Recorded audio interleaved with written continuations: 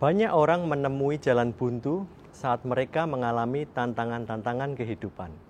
Mereka tidak tahu dari mana memulai untuk menangani masalah-masalahnya itu. Dalam episode Soul Tank atau tangki jiwa kali ini, Anda akan mendapat tips praktis yang langsung bisa dipraktekkan dalam jiwa Anda dan langsung bisa mendapat hasilnya dalam waktu yang tidak lama.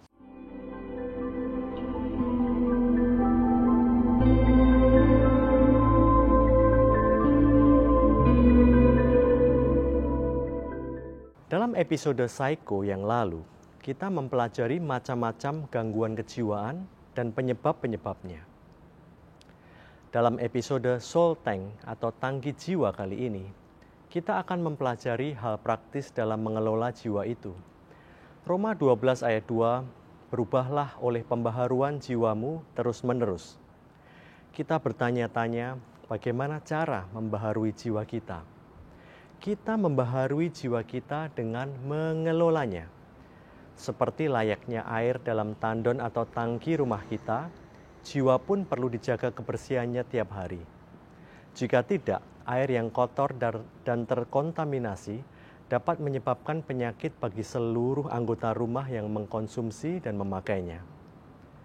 Tandon atau tangki air perlu dikuras, dipasang saringan, dan diberi aditif atau larutan pembersih. Jiwa perlu dilakukan 3 hal yang saya singkat dengan BSI. Apa itu BSI? BSI adalah buang, saring, isi.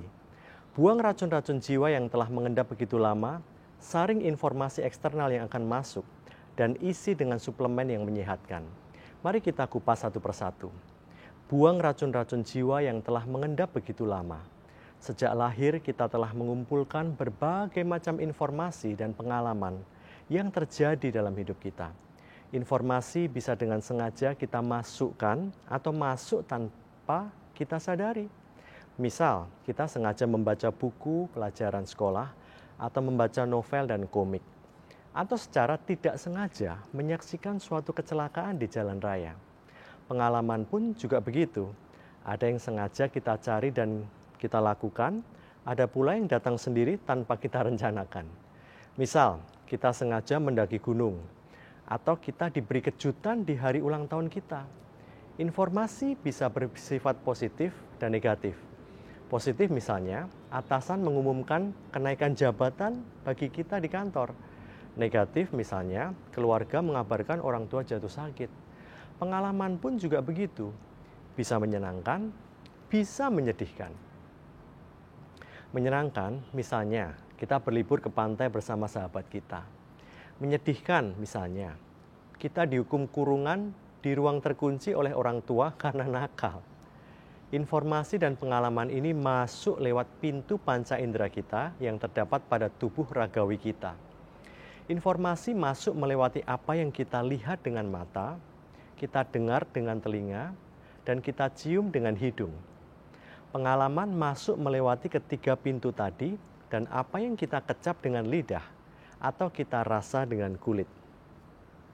Informasi dan pengalaman tadi masuk begitu saja ke dalam jiwa kita tanpa tersaring. Jika kita belum mempelajari bagaimana menyaring informasi dan pengalaman, maka kemungkinannya adalah kita telah menyimpan dan mengendapkan berbagai macam informasi dan pengalaman di dalam jiwa kita. Rata-rata orang menyimpan 7.500 informasi dan pengalaman dalam setahun di hidupnya. Misal orang berusia 40 tahun, berarti dia telah menyimpan 300.000 informasi dan pengalaman di dalam jiwanya, suka atau tidak suka. Informasi dan pengalaman yang menyenangkan berakibat positif dalam hidup kita. Namun informasi yang tidak menyenangkan sangat berpengaruh negatif dalam hidup kita, dan bisa menyebabkan gangguan jiwa dan penyakit psikosomatis. Ambil saja orang yang berusia 40 tahun tadi. Sepertiga dari informasi dan pengalaman hidupnya mungkin menyedihkan. Berarti dia menyimpan 100.000 lebih informasi dan pengalaman yang bersifat beracun dalam jiwanya. Dan itu ia bawa kemana-mana dalam bekerja maupun berumah tangga. Tidak heran kita bertemu dengan orang-orang yang judes, sombong, pasif, pemurung, sakit badan sana-sini. Bisa saja sifat-sifat itu muncul karena dipengaruhi informasi dan pengalaman yang menyedihkan itu. Inilah yang perlu kita buang. Kita perlu menyelidiki isi jiwa kita ketika kita bersaat teduh. Daud adalah raja yang menurut saya mengerti benar pentingnya peran jiwa, dan dialah satu-satunya tokoh Alkitab yang paling sering dicatat tindakan pengelolaan jiwanya. Misal dalam Mazmur 26 ayat 2, Daud berkata kepada Tuhan, "Ujilah aku ya Tuhan, dan cobalah aku, selidikilah batinku dan hatiku." Kata selidiki atau try di sini dari kata asli sarap yang berarti refine atau suling. Daud sedang mengizinkan Tuhan untuk menyuling batin dan hatinya. Ingat, batin adalah imajinasi yang letaknya di pikiran, dan di dalam hati ada perasaan dan kehendak. Batin dan hati ini letaknya di dalam jiwa Daud dan jiwa kita. Daud pernah berpikiran jahat saat merencanakan pembunuhan Uria, istri Batsheba. Daud pernah hancur perasaannya saat Saul mertuanya dan Absalom anaknya ingin membunuhnya. Daud juga pernah berkehendak jahat saat dia memerintahkan untuk menghitung orang-orang Israel dan Yehuda. Dia pernah jatuh di ketiga elemen jiwanya ini, yakni pikiran, perasaan, dan kehendaknya. Daud memohon Tuhan untuk sarap, memurnikan atau menyuling jiwanya. Proses menyuling adalah proses memisahkan atau membuang unsur yang tidak diinginkan dari unsur yang ingin dipertahankan. Misal saat menyuling emas campuran, orang akan memanaskan emas campuran itu hingga suhu 1000 derajat Celcius, hingga unsur-unsur lain seperti tembaga, perak, dan aluminiumnya terlepas ikatannya dari emas murni itu sendiri. Hasilnya adalah emas yang semata-mata murni yang tertinggal dalam cawan penyulingan itu. Daud ingin Tuhan menyuling jiwanya agar segala residu masa lalunya terbuang dari dalam hidupnya, dan hanya tinggal memori yang indah dan apa yang baik dan menyenangkan. Demikianlah cara kita melakukan proses B, yaitu proses buang ini. Kita melakukan introspeksi jiwa, lalu mulai membuang endapan-endapan racun jiwa yang telah tertanam sekian lama. Kita buang amarah, kebencian, dendam, rasa malu, rasa tertuduh, rasa tak berdaya, kegagalan, mengasihani diri, baper, dan kehendak dursila. Pelan-pelan hidup kita akan terasa lebih ringan dan lebih bersemangat karena toksin-toksin jiwa itu mulai lepas dan berguguran. Air dalam tandon atau tangki tidak akan terasa pahit atau berbau busuk lagi karena telah mengalami proses rafinasi. Ibrani 12 ayat 1 mengatakan, "Marilah kita menanggalkan semua beban dan dosa yang begitu merintangi kita, dan berlomba dengan tekun dalam perlombaan yang diwajibkan bagi kita." Penting untuk membuang dan menanggalkan beban-beban dalam jiwa itu, karena usia masih terbentang di depan kita. Jadi cara praktis mengelola jiwa adalah BSI, buang, saring, dan isi. Baru saja kita sudah pelajari bagaimana membuang residu dan sampah jiwa. Yuk, sekarang kita lanjutkan dengan huruf yang kedua, yaitu S atau saring. Tangki air yang telah dibersihkan dari pasir, serangga yang mati, lumut, dan kontaminator lainnya tidak akan tetap dalam kondisi bersih dengan sendirinya. Perlu dipasang filter atau saringan pada semua celah atau pintu masuk ke dalam tangki yang memungkinkan polutan dari luar untuk menjangkau air di dalamnya. Karena air dalam tandon sifatnya mengalir, yaitu menerima pasokan air baru dari PDAM dan menyalurkan ke seluruh bagian rumah. Maka tidak menutup kemungkinan air baru yang masuk dan lingkungan sekitar bisa membawa polutan dan mencemari air yang tadinya telah bersih itu. Rata-rata setiap hari kita menerima dan menyerap 20-an informasi dan pengalaman, di mana 30% diantaranya berita dan kejadian yang tidak kita harapkan dan berpotensi mengganggu jiwa kita. 7 informasi dan pengalaman setiap hari itu bisa berupa penjualan anjlok, toko sepi, proyeknya batal, hasil lab darah mengkonfirmasi adanya sakit serius, berita mengagetkan terjadi pada anak kita, digugat pisah oleh pasangan kita, dan lain-lain. Bayangkan, manusia hidup harus menghadapi dan mengkoleksi setidaknya 7 kejadian buruk setiap hari yang berpotensi menghantam dan memukul kejiwaannya. Jika kita tumpuk 7 dampak kejadian itu terus-menerus, maka yang akan terjadi adalah defisit ketentraman dalam jiwa kita. Maka kita harus belajar menyuling dan menyaring jiwa kita setiap hari. Jika tiap hari kita tidak lupa gosok gigi untuk membuang sisa makanan dari mulut kita dan mandi untuk membersihkan tubuh dari daki yang menempel, mengapa kita sering lupa untuk memandikan jiwa kita? Mungkin karena jiwa ini tidak kelihatan kasat mata kali ya.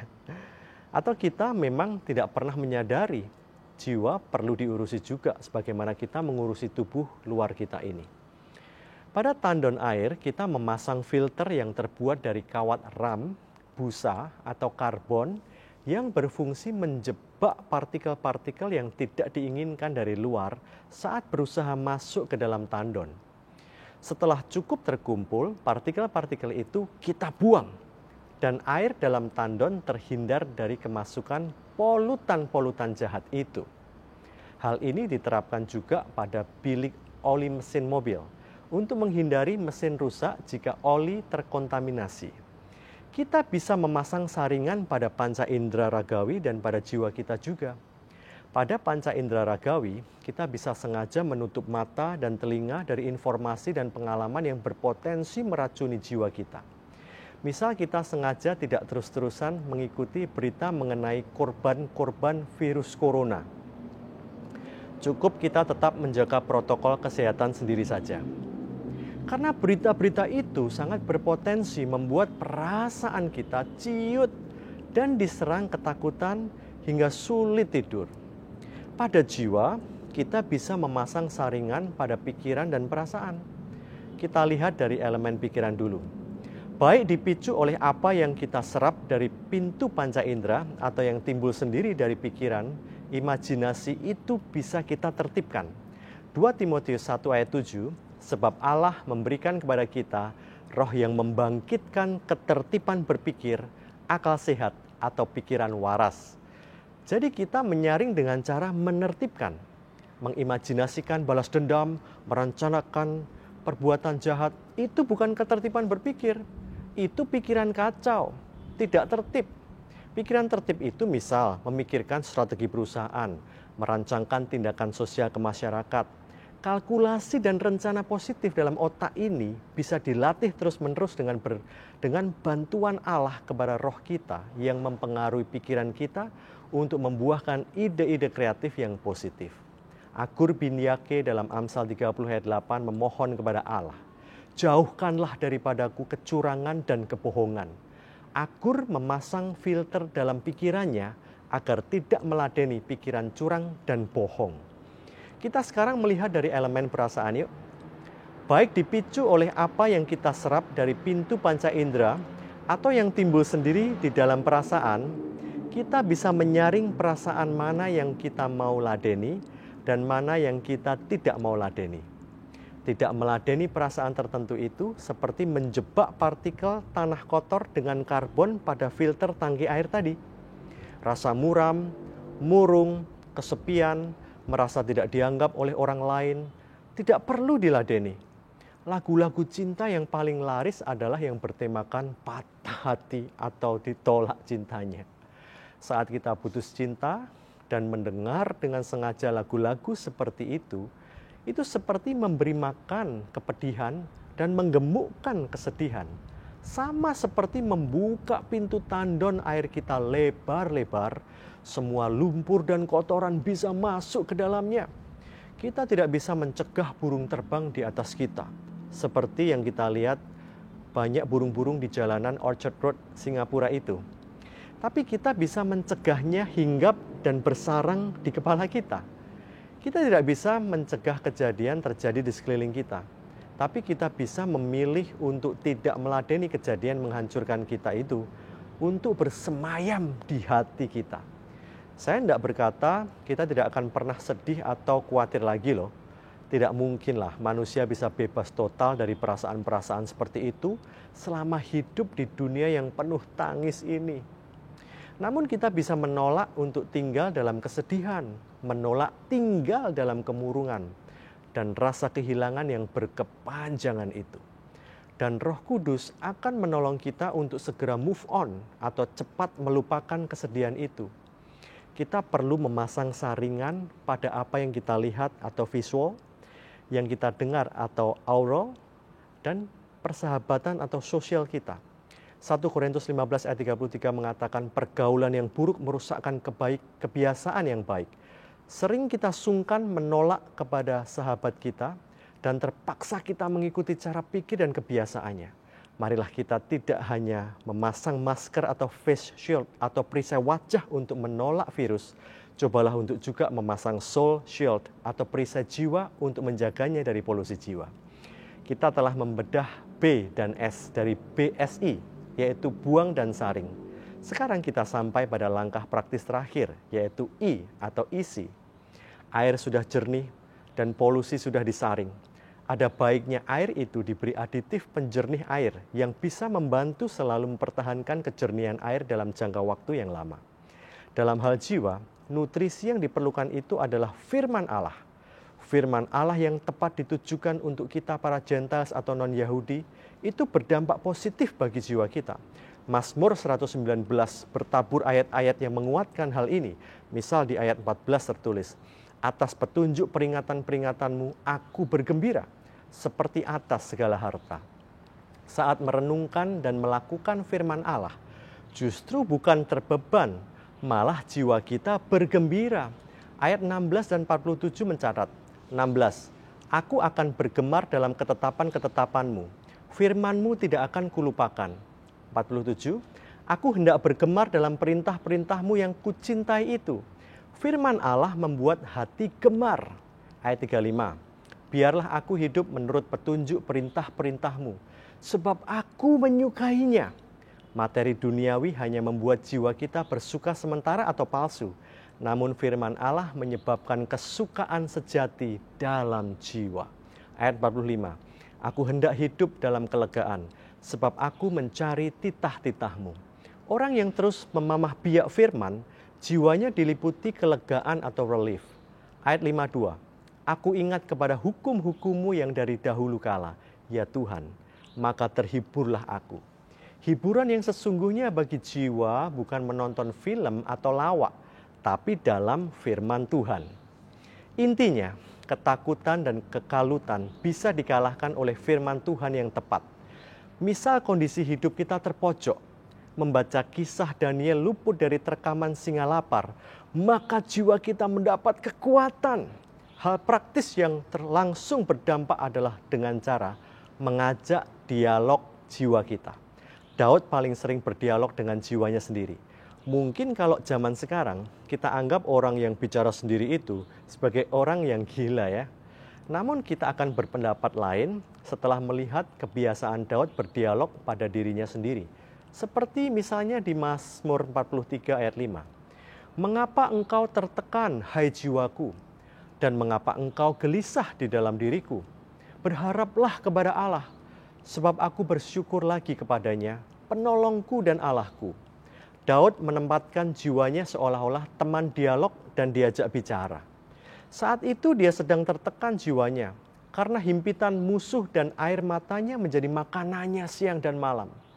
Atau dalam Mazmur 103 ayat 1-5, dari Daud, pujilah Tuhan hai jiwaku, pujilah namanya yang kudus hai segenap batinku. Pujilah Tuhan hai jiwaku, dan janganlah lupakan segala kebaikannya. Dia yang mengampuni segala kesalahanmu, yang menyembuhkan segala penyakitmu.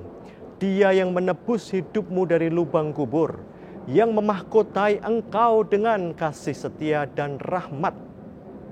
Dia yang memuaskan hasratmu dengan kebaikan, sehingga masa mudamu menjadi baru seperti pada burung Raja Wali. Daud sedang mereprogram kegalauan jiwanya dengan fakta-fakta kebaikan Allah. Pengampunan akan kesalahannya, menyembuhkan penyakit Daud, menjanjikan kehidupan surga dan senantiasa memuaskan hasrat jiwa Daud.